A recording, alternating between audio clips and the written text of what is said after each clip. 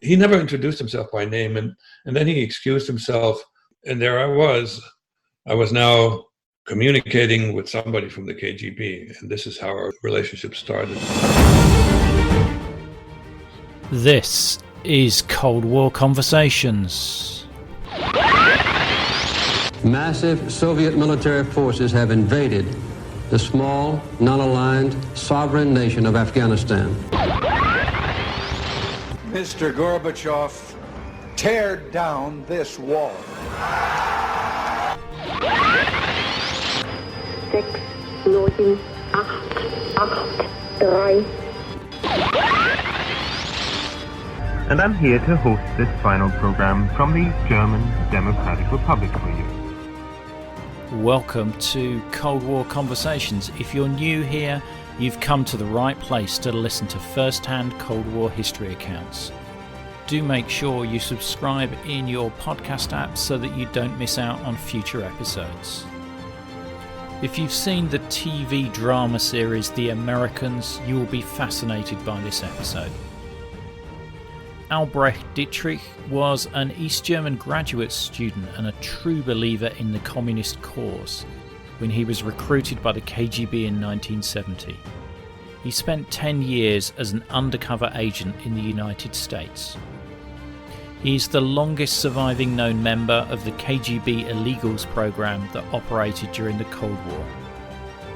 In this episode, we talk about his early life in East Germany, as well as his recruitment and training in Berlin and Moscow.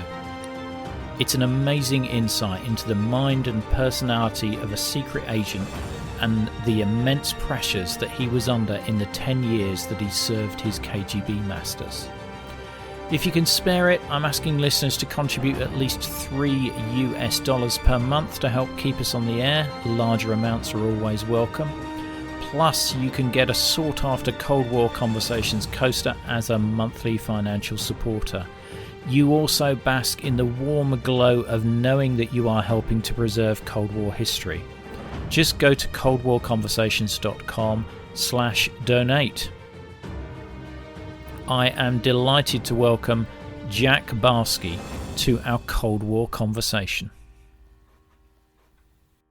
So my first memories are I was about 6, 7 years old, because I know where I was and I knew when I was there in terms of where we lived. And that was already 10 years after the end of World War II. And I tell you, we were still dirt poor. I grew up in the country in a village that had about, at the time, maybe 1,500 people lived there. And then later on, we moved to a small city with about 5,000 people. So there wasn't a lot of, big time civilization around us, which wasn't all bad because my parents knew a lot of farmers. And so when the food was in short supply, there was always a way to get some. So I remember, for instance, that occurred to me just recently, that my parents, they had a garden and we had rabbits and chickens, even though they were both teachers, okay? And we lived in a school building on the top floor, which was a plus because at least we had really good shelter. But everybody who could and who lived in the country had some animals that you could eventually eat or whatever they make. So I remember that my father meticulously, we had 5 chickens, meticulously kept track of which hen laid what egg when. That means the single egg was important. And I do remember, this is secondhand noted memory, is my mother told me that before I can remember that occasionally she made a meal for the 3 of us before my brother was born from 1 egg. I hate to think what she added to that egg. And there was one other episode that indicates how difficult it was in terms of getting enough food on the table. I must have been about 8, 9 years old, so we're talking about 1957, 56, 57, when I lost a wallet with all our food rationing stamps in it. Wow. And those stamps, they didn't have a name on them, so anybody who found them could have used them, and we would have had no ability to buy the basics like milk, butter, flour, some meat. So poverty was all around us, and quite frankly, we didn't know that we were poor, at least the kids, because everybody was poor. One other thing in terms of food, I don't remember ever having gone to bed hungry. Somehow they always managed to stuff something into my mouth, but I also don't remember any favorite foods in those days, anything that really tasted good. I just remember a lot of things that I hated. And I have a picture of myself when I was about 12 years old, and I started growing, and I look extremely thin. And when I shared this with a friend of mine, after many, many years, we met again, and he said, "Yo, don't you know it? We were called potato babies. We were all thin like that because our primary nutrition was fundamentally potatoes." Yeah, yeah. And I think there was a big fear of the Colorado beetle in the GDR at that time as well, wasn't there? Yeah, I remember that one. I don't know if we actually went out to pluck them off with the potato plants. I think we did. Yeah, yeah. And your parents as teachers, were they in quite a privileged position? Were they well paid? Based on what I've been told, yes. This is one thing that the party and the regime in East Germany did right in terms of preparing for the future. They took care of the teachers. First of all, they threw everybody out who had any connection with the Nazi regime. So now they needed a ton of new teachers, and so they pulled them out of anybody who had some kind of education. They would be trained. The German term was Neulehrer. That means brand new teachers, and they didn't get a lot of training. Would be trained for about 6 months and then let loose on the students. But they were fundamentally, at least ideologically, screened. Okay, so and this is where you prepare the next generation. This is where you prepare for the longevity of the regime that you're setting up. Worked pretty well because the teachers that taught me down the road towed the party line. That's for sure. Right, and your parents were members of the SED, were they? My father was. My mother was not. My mother was a little bit rebellious, and she kept it under her breath. She really, really didn't buy into a lot of the communist propaganda, but based on my father's career ambitions and him having joined. Initially, he joined the Socialist Party, and then by default, when they joined with the communists, he became a member of the SED. She kept quiet. But see, my mother grew up in a Christian home. She never really told me about it, but think about the following. She had two sisters. The three of them were named Ruth, Eva, and Judith. 3 biblical names. Yeah. Okay, and she also told me that for a while she sang in the church choir, and then she had to leave the church choir because Dad, was. Because of the career ambition. He became eventually the principal of a middle school. So we did well. As a matter of fact, my father was the first one in the village to have a motorcycle, and then he was the first one in the next town, the first one to have a car.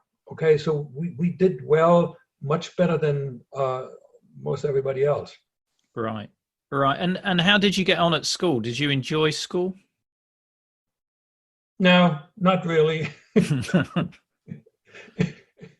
I mean, yeah, like the break when we one of the kids always brought a ball and we were chasing the ball in the schoolyard.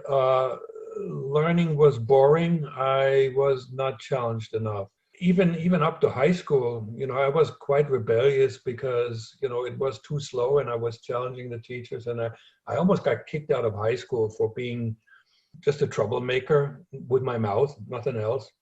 When the challenge started in my first semester in college, when we were really, really confronted with meat. Up until then, it was just a breeze, of walk in the park. Right. And how about the Tailman Pioneers? How was that for you? Oh yeah, well, we had to join. I was really proud. You had this kerchief that band. What do you call this thing that? The scarf. Scarf, like a scarf. Yeah, you had to like tie it in a certain way. It was a blue, and the uniform was a white shirt, and then you put that blue thing over. It looked pretty neat. Everybody had it, except for a couple of outliers, and they were all looked at like, why aren't you with the program?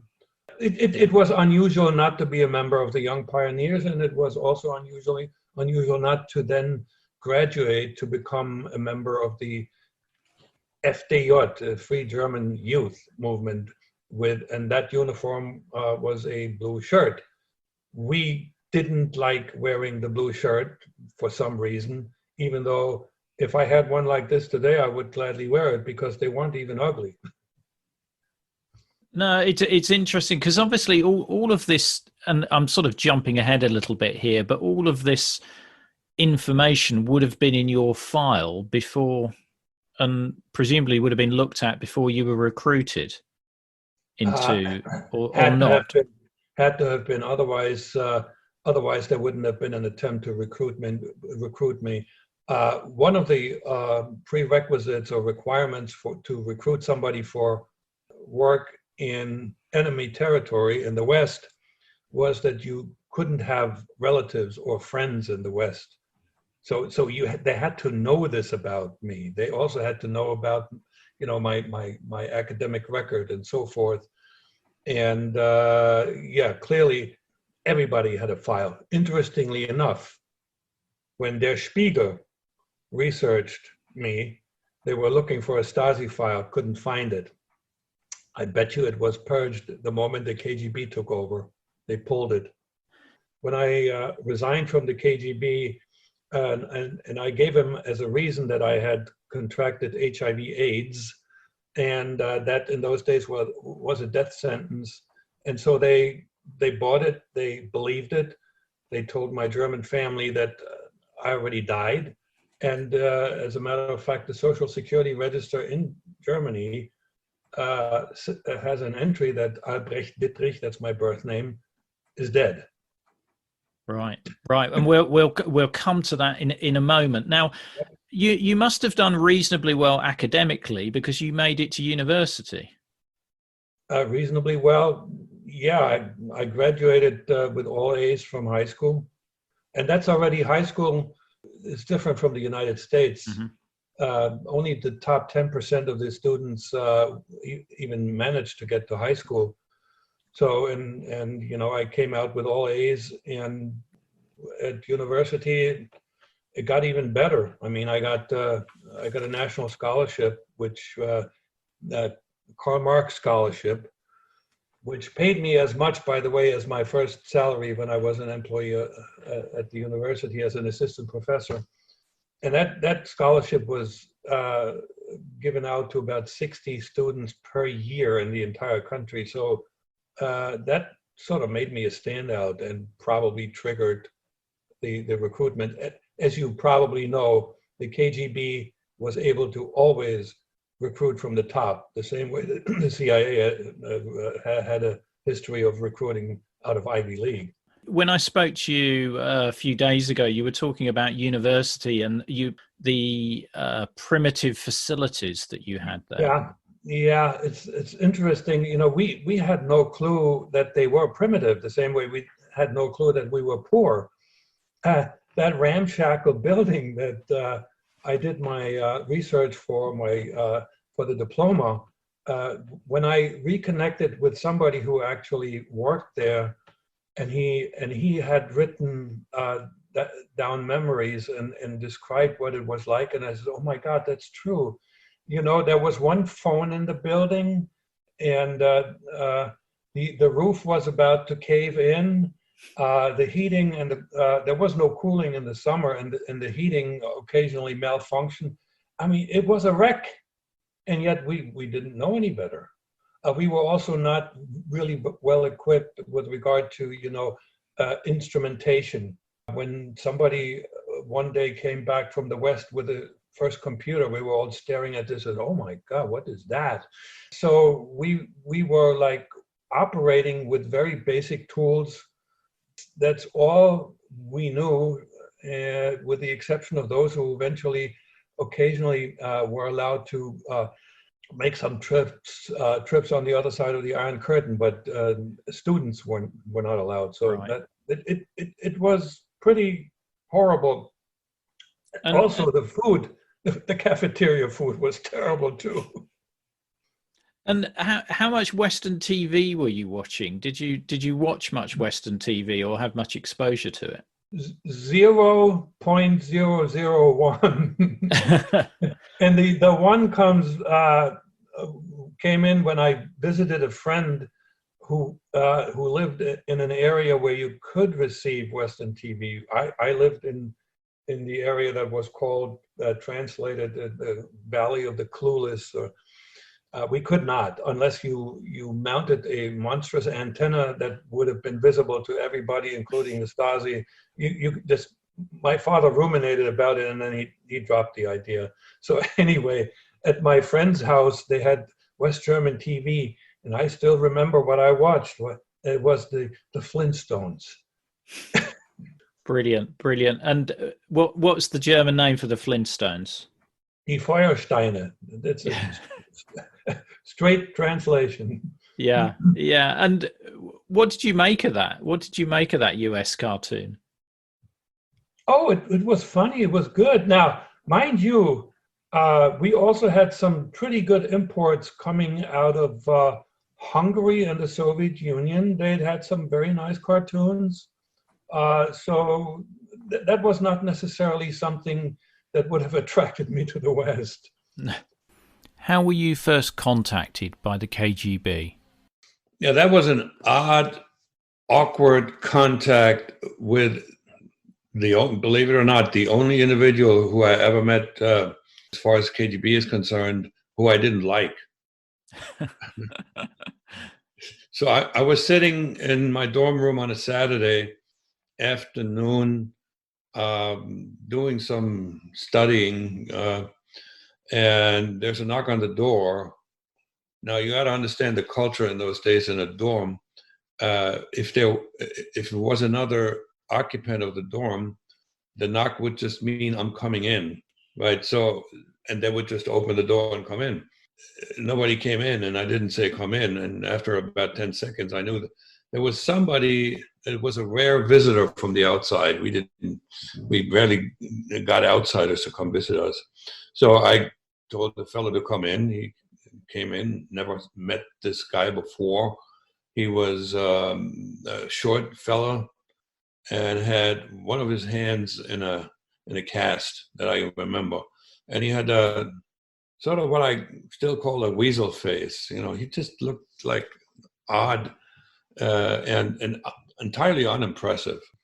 So he introduced himself as a employee of Carl Zeiss Jena, which was and still is an optics company that was and is still known worldwide. They had a part of it was in West Germany and part of it was in Jena in East Germany.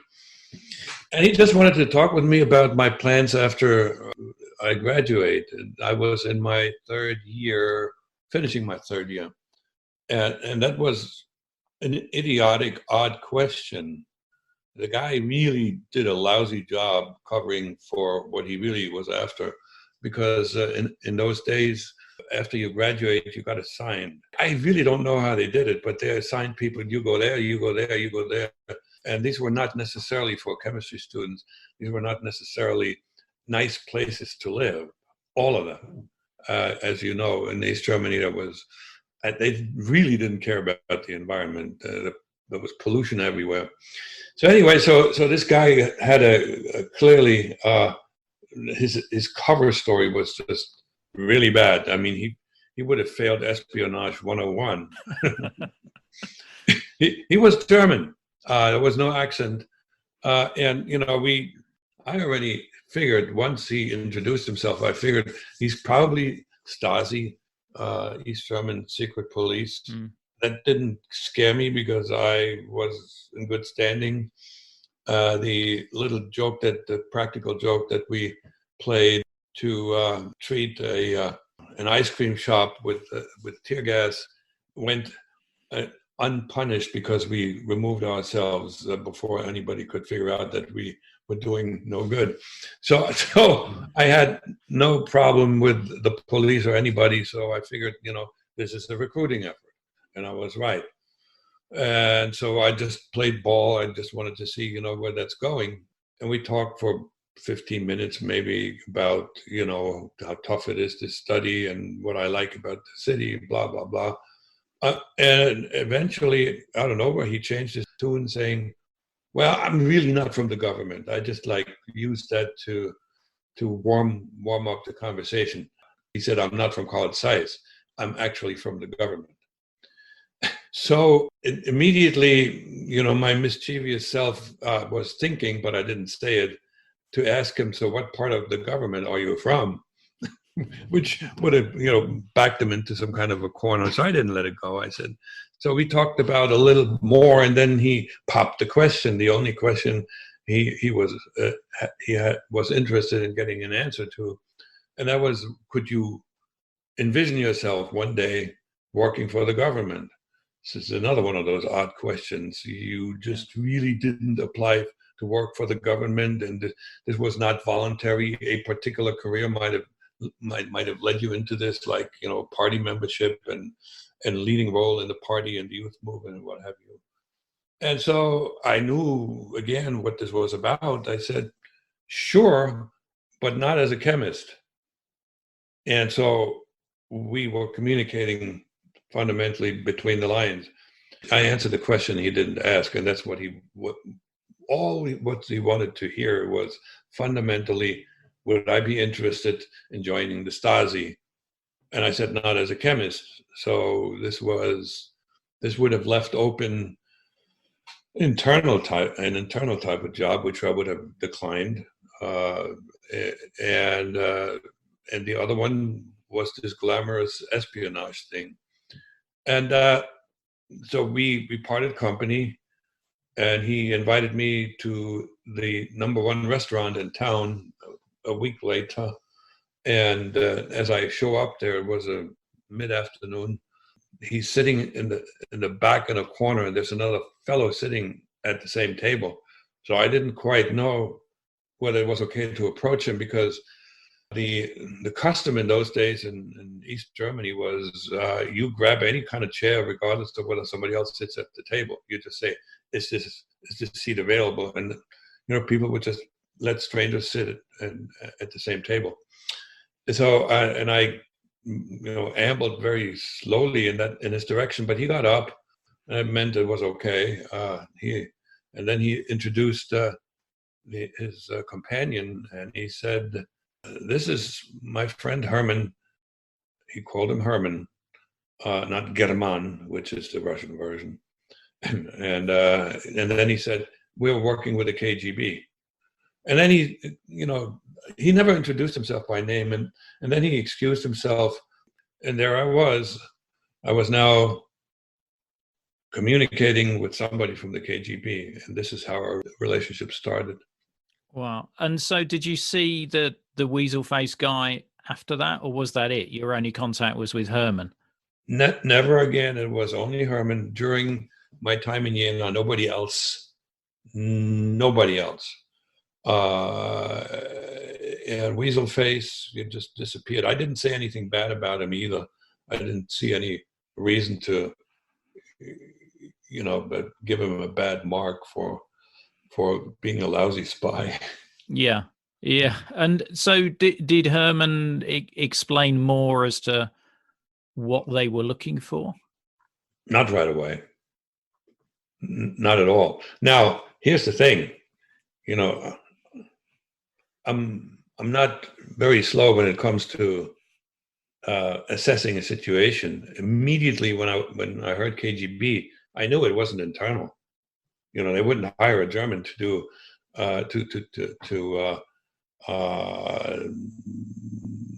control their own dissidents, so to speak. So that was espionage. So that was unspoken, and I knew that. This came out in dribs and drabs as we were meeting. There was a lot of socializing, friendship building. He got to know me. I got to know him, and it slowly. Then he would give me some tasks to do, and I was early. I was always very honest. I told him what I don't like, where I'm not good. I still remember one time that I was complaining that, I had a hard time with girls, and he encouraged me. He said, they want the same thing as you do. They want a guy, so don't worry about it. You'll find somebody. So this was, it became a real friendship. The other thing that he gave me early on was West German magazines to read. Ironically, one of them being Der Spiegel, which ran a feature about me 4 years ago. So and that was it during my time in Jena. Initially, we met in a car, but then he had somehow acquired a conspirational apartment that was occupied by a single female party member who would leave tea and cookies when we showed up and then disappear for about an hour. And that was it. My meeting with anybody but Herman took about 18 months to materialize. And that is when I was actively recruited. For the first time, somebody said, okay, so are you going to play ball? Whatever he said. It wasn't Russian. The guy didn't speak German. Or can we count on you? Whatever it was a very aggressive, hard question for which I wasn't prepared.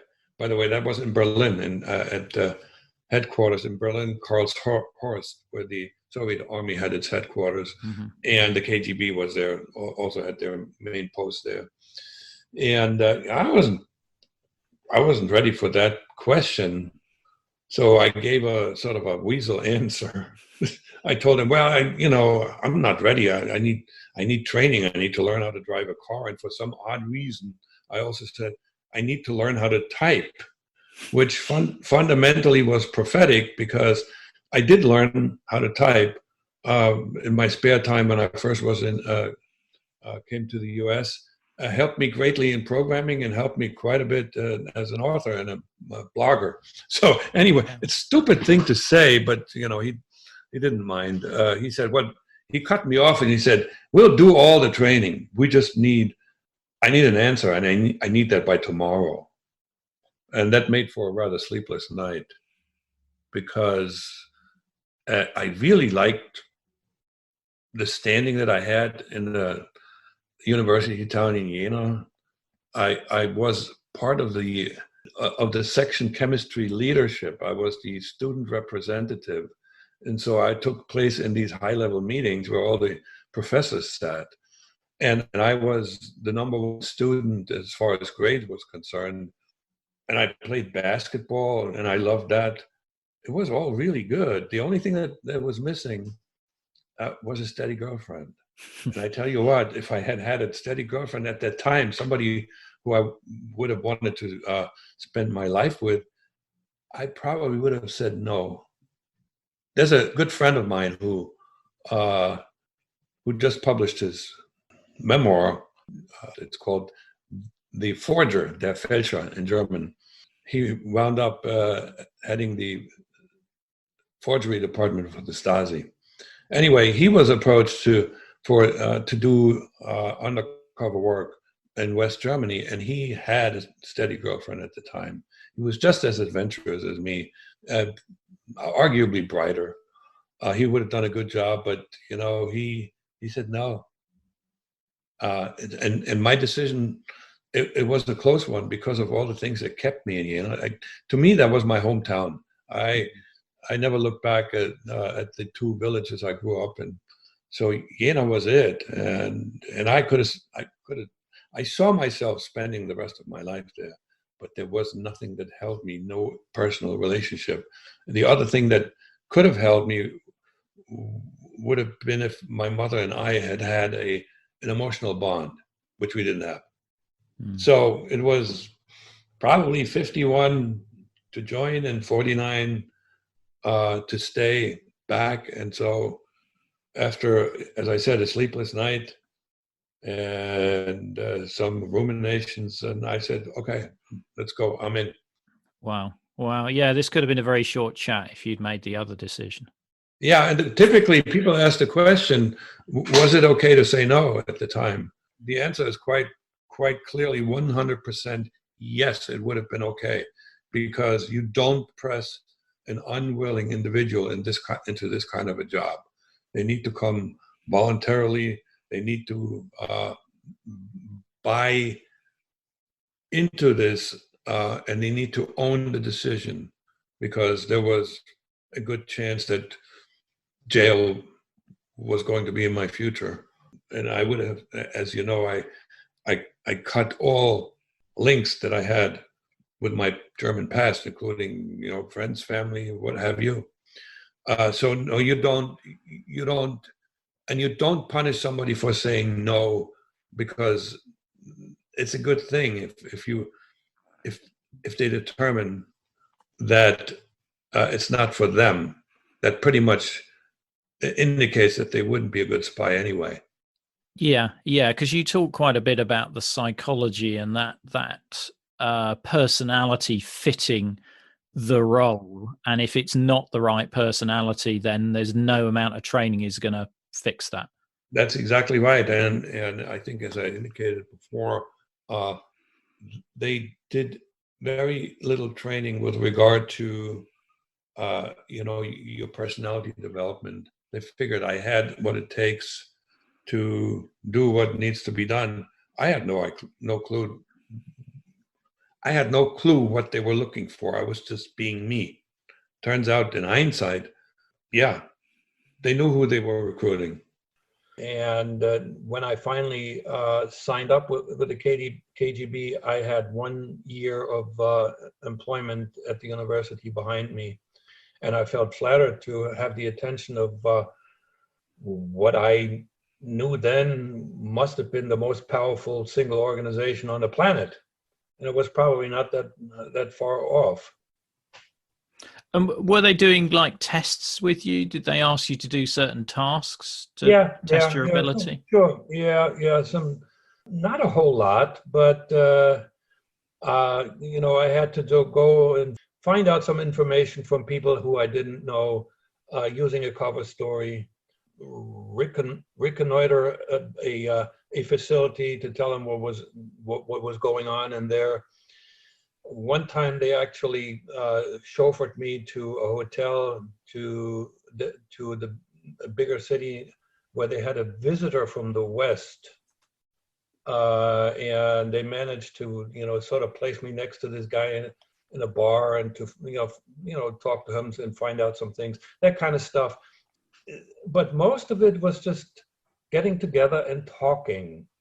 And I now understand, because based on what I've been told, the person who actually saw with his own eyes the files that were kept on me in Moscow, there were I think 5 large folders. That means probably there was one folder where the fellow who maintained relationship with me wrote a report every time after he met me. So it was just getting to know me and sizing up whether I might be the right material to be trusted, and I have all the wherewithal to operate as a lone wolf undercover agent in another country, because there's a lot of people who can't do this. And it is what it is. You know, there's a lot of things that are required, and it's not necessarily just being smart. It's being street smart. It's being self-reliant. It's being highly risk tolerant, and on and on and on. Yeah, I mean, it's huge mental pressure, which I think we'll come on to in a little while. I understand that in East Germany, spies for East Germany weren't called spies. They had another name. No, they were called Kundschafter des Friedens. That means scout for peace or something like that. I like the sort of double speak there. And they were highly romanticized. I mean, it was like, these were the folks that were fighting the war on the invisible front, fighting the Nazis, fighting the forces in the West that were going to undo the result of World War II, and on and on. And on top of it, they got to live the good life. You know, that came as part of the package. And to be recruited into that kind of life was like, whoa, dude, that's really cool. Yeah. So was there an equivalent of like James Bond on East German TV or East German films? Yes, there was. And the fellow who was the main actor in this, I think he's still alive. His name is Armin Müller-Stahl, who did quite a bit of acting after the wall came down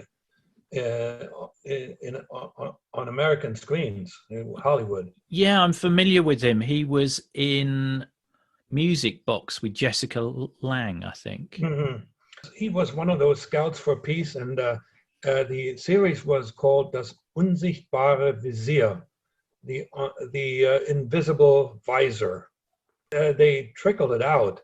They had a part of it. It was a sort of a mini series, but it came once a year, and everybody was always waiting for it around Christmas time. Wow. So, I mean, you must have fully believed in the socialist ideal at this point, and you fully believed that what you were doing was going to be best for your country and the best for socialism. Yes, sir. But I must admit now, the belief was not very deep. I didn't really dig.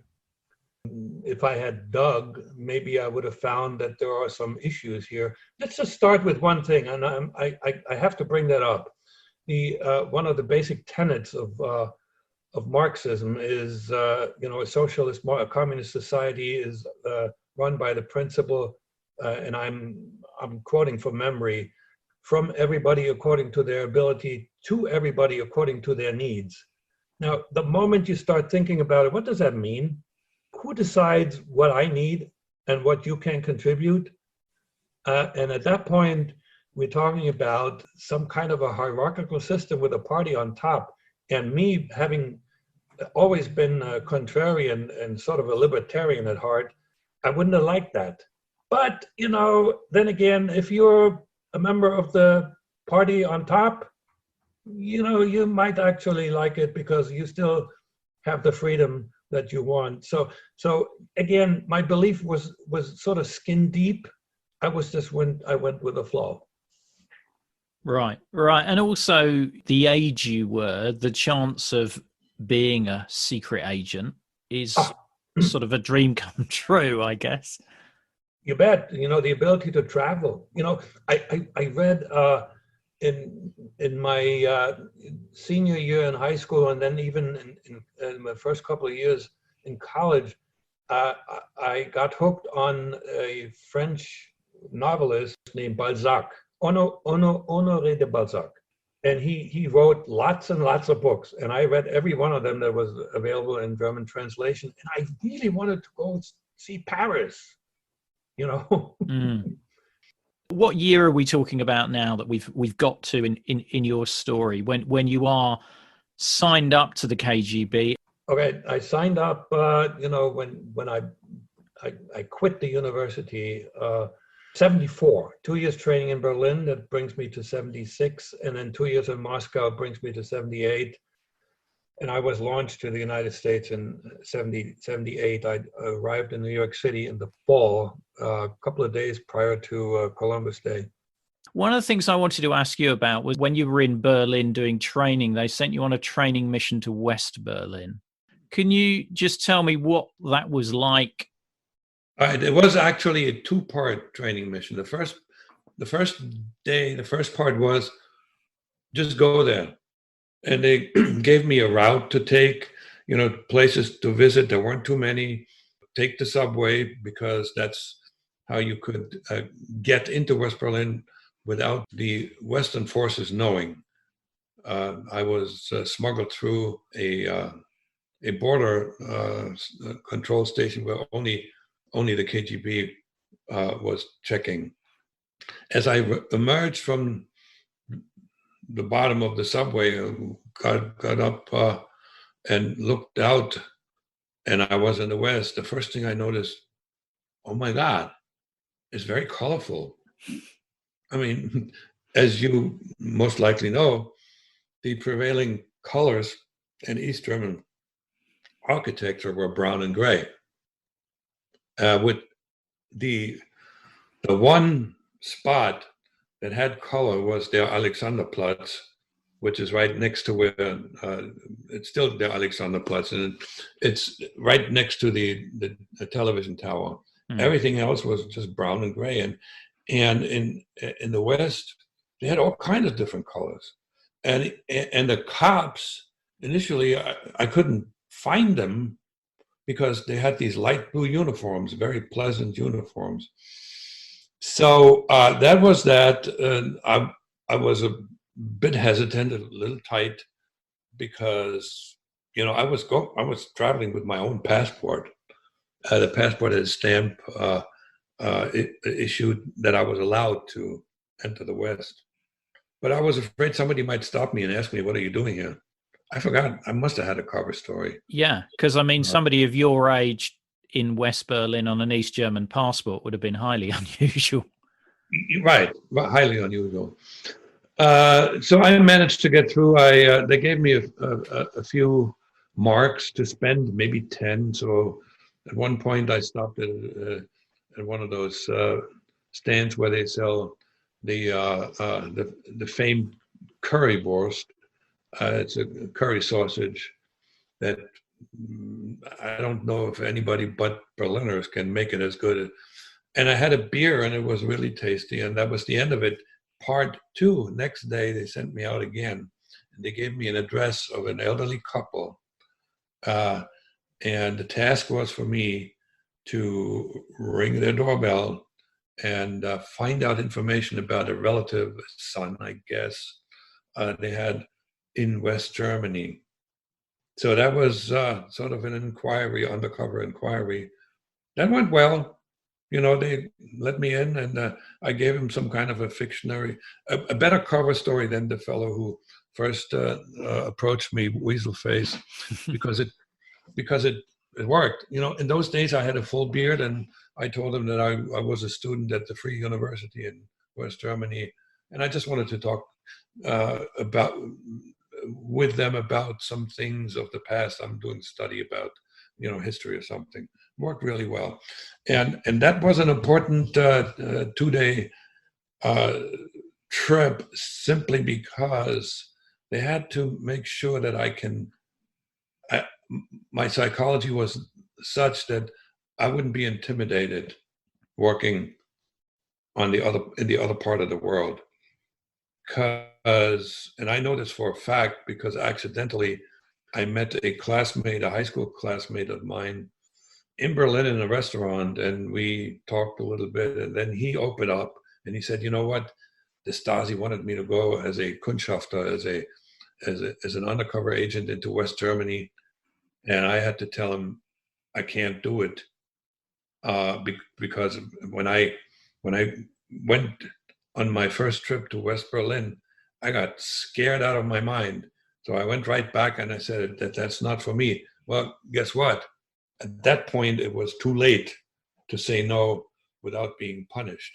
because he was an engineer. He had graduated from college as an engineer. He was blocked from getting a job in his profession. So even today, he is running a little small business selling model railroads. Yep. So he got punished big time. Yeah. That's really interesting. You know, hearing about that training exercise, you were presumably trailed right the way through that. That I don't know. It's a good possibility. That thought never crossed my mind. Yeah. I trusted them blindly. They may have done a bunch of things to really, check on me, check on the veracity of what I was telling them. I bet you they did. I didn't care. Yeah, because the old couple you spoke to might have already been in their employ and were just acting out just to see how you would try and get that information, I guess. I don't know. Yeah, that too. Possible. Yeah. I had similar tasks in Jena. That's a good possibility. Again, I was naive, and I was just like totally brutally honest. I told them everything, except the incident with the tear gas. I kept that to myself. Probably wise to leave that one out. I just want to talk a little bit about your time in Moscow, because I think you wanted to share some views of your experiences there. But Moscow is where you're given more intensive training around how you were going to communicate, evading surveillance, and all the sort of tradecraft that you need. Well, obviously in Moscow, they had the best of the best in terms of tradecraft. So my counter surveillance training was as good as it gets. We spent a lot of time on that. This, by the way, gave me reasonable certainty that when the KGB indicated that the FBI was probably on my case, that the KGB was wrong, and they were wrong, and I know this for a fact now. But anyway, that's a sidebar. The reason that they moved me to Moscow was that in Berlin they didn't have a trusted native speaker, native speaker of American English. At the time, they figured that I had enough talent to get to a point that I can shed most of my German accent to credibly claim that I was born in the U.S.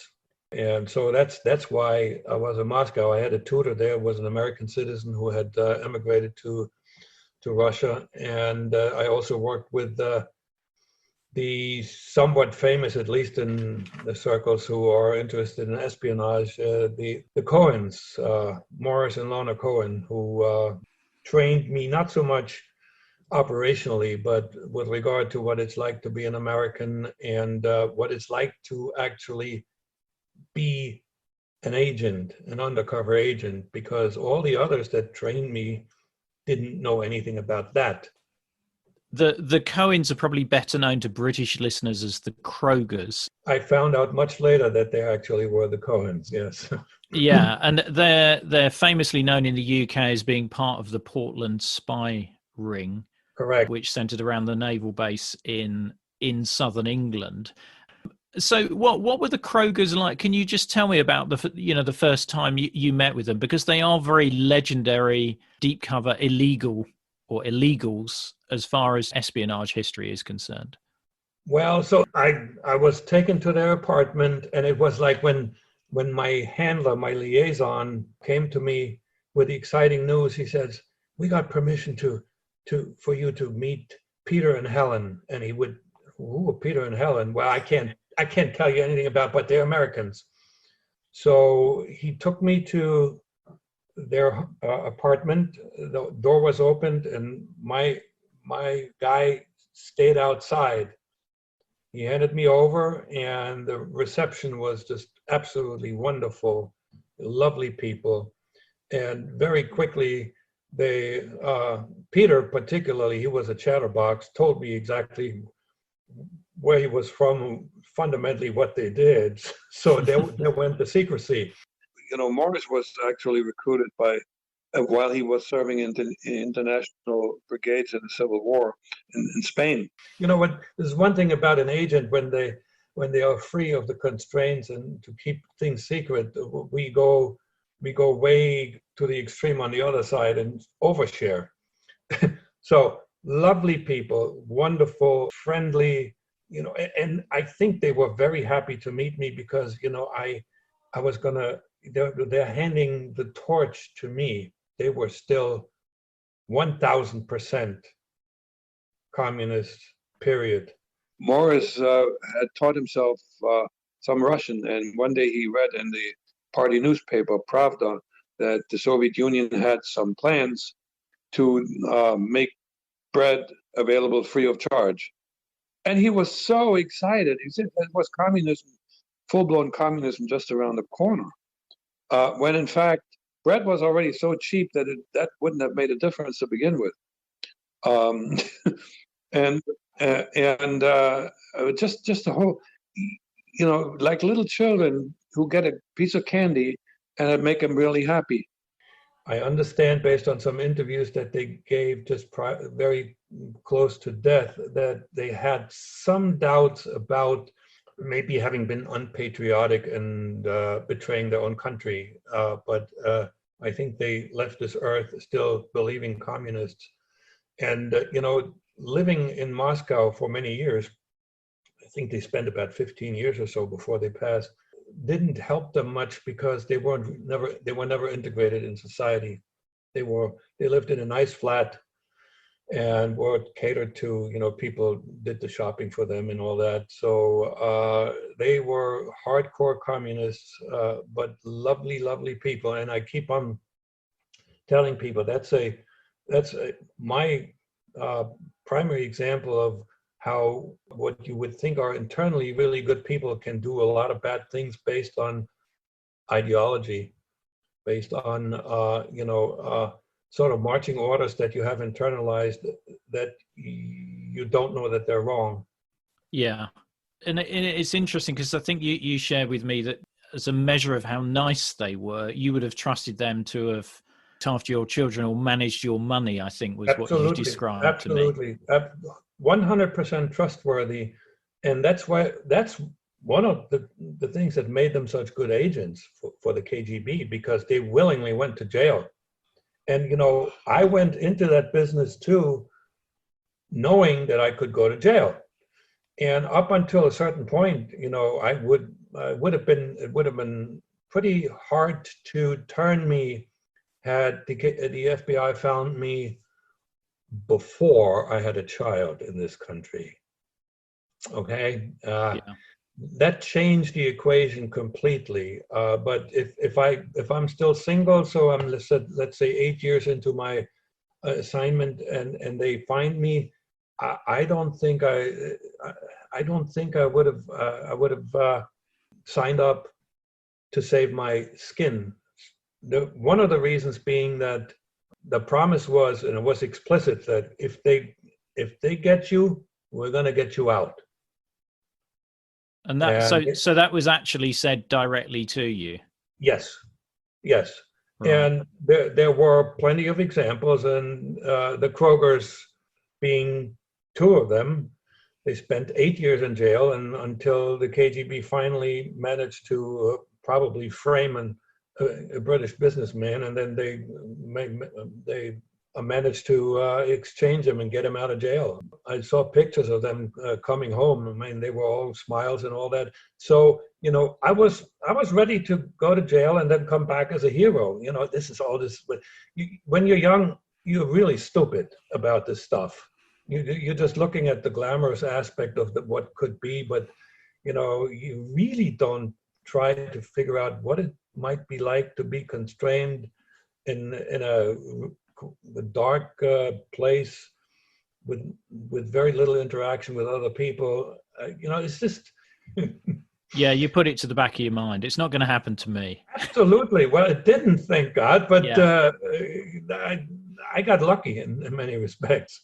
Yeah. And were you married at this point? While training in Moscow, I had a steady girlfriend. When I was moved to Moscow, I broke up with her. There was really no room for her in my life. What happened though, when I briefly came back from Moscow, went back to Berlin, she managed to just like sort of sense that I'm back and looked me up and found me. And that was, living 2 years single without any female companionship. And here comes this girl that I was in love with once, and she said, "Do you still love me?" Now, what do you think a young man will answer at that point? Sounds like she would have made a good agent if she managed to track you down as well. Yeah, but psychologically she wasn't strong enough. So that the KGB allowed me to marry her, and they had all kinds of ideas how we could keep the marriage alive, such as meetings in third countries. But they preferred to send couples, but the idea of having a family back home also gives you some leverage as the intelligence organization. It typically makes it harder to defect for the agent. And I actually also had a son then, which made the meeting in third countries sort of next to impossible, which we never did. So yeah, that's all a bunch of like really weird parts of my story that, if you want to read up on it, my memoir is published. And we'll put a link to the book in the show notes. How did Moscow compare to Berlin?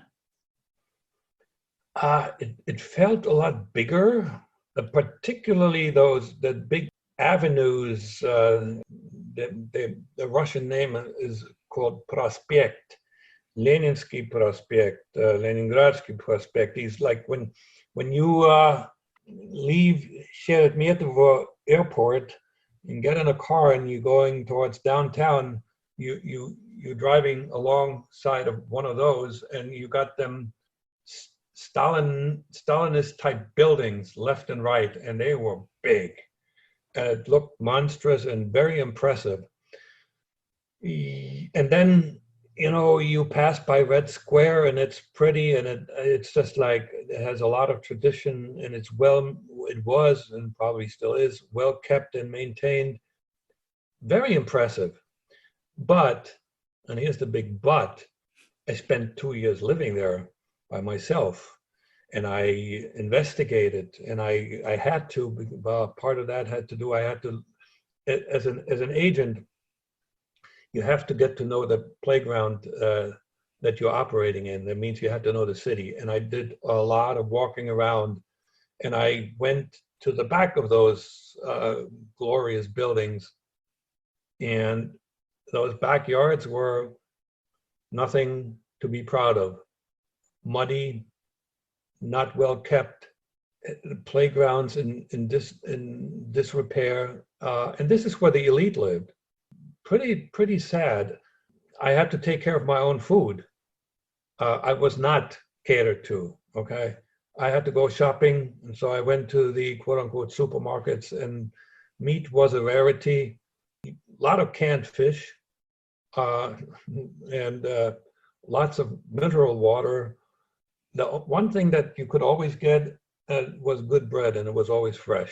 But generally, once you're somewhat integrated in life, it was anything but glorious. And I quickly understood why Russians or Soviet citizens always looked at East Germany as the showpiece of the Eastern Bloc.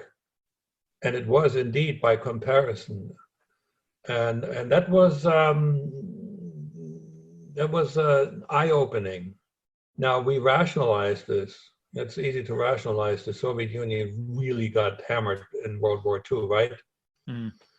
But so were other places. Like West Germany wasn't a walk in the park after 1945, and it bloomed within 5, 6, 7 years. So, but again, when you don't have enough comparisons to make your judgment, it's easy to rationalize. And progress was being made, and progress was being made in East Germany. We didn't know that progress was built on a foundation that had cracks in it, economically speaking. Yeah.